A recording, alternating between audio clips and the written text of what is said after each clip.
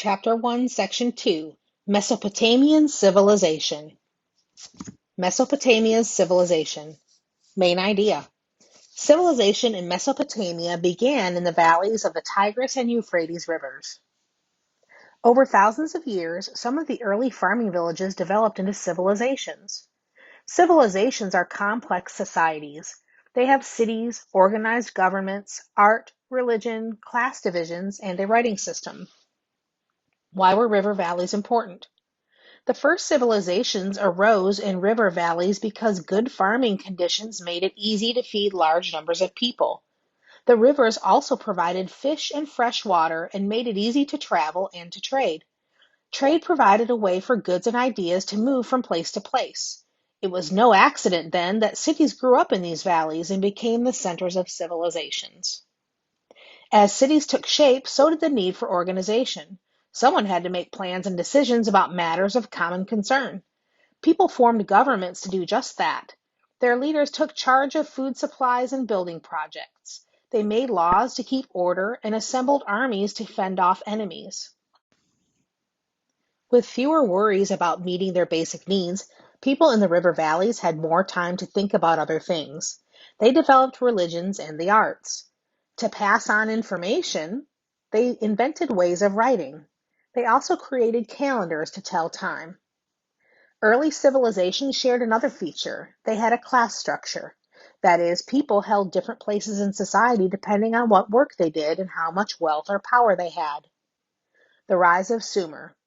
The earliest known civilization arose in what is now southern Iraq on a flat plain bound by the Tigris River and the Euphrates River. Later, the Greeks called this area Mesopotamia, meaning the land between the rivers. Mesopotamia lay in the eastern part of the Fertile Crescent, a curving strip of land that extends from the Mediterranean Sea to the Persian Gulf. Mesopotamia had a hot, dry climate. In the spring, the rivers often flooded, leaving behind rich soil for farming. The problem was that the flooding was very unpredictable. It might flood one year, but not the next.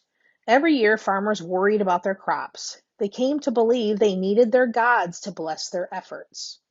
Over time, the farmers learned to build dams and channels to control the seasonal floods.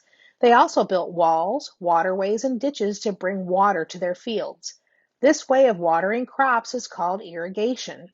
Irrigation allowed the farmers to grow plenty of food and support a large population. By 3000 BC, many cities had formed in southern Mesopotamia in a region known as Sumer. What were city-states? Sumerian cities were isolated from each other by geography. Beyond the areas of settlement lay mudflats and patches of scorching desert. This terrain made travel and communication difficult. Each Sumerian city and the land surrounding it became a separate city-state. It had its own government and was not part of any larger unit. Sumerian city-states often went to war with one another. They fought to gain glory and to control more territory.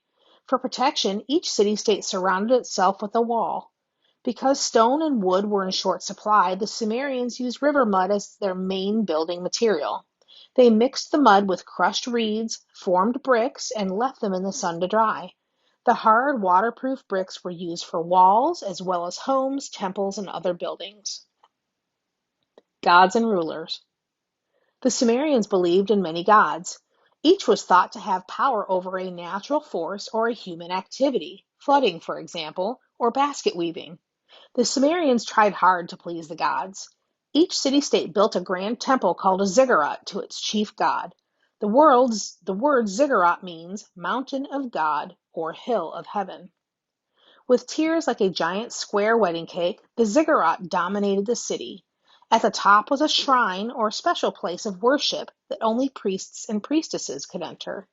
The priests and priestesses were powerful and controlled much of the land. They may even have ruled at one time. Later, kings ran the government. They led armies and organized building projects. The first kings were probably war heroes.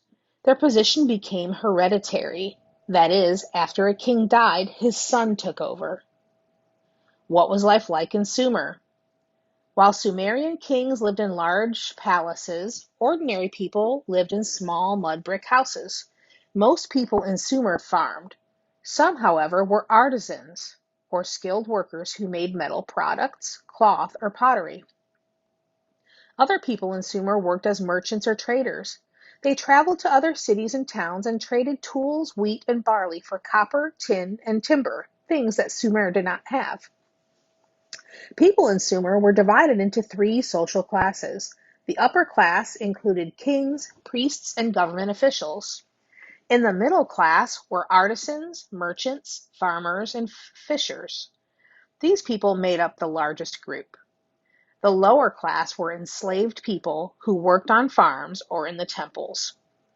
Enslaved people were forced to serve others.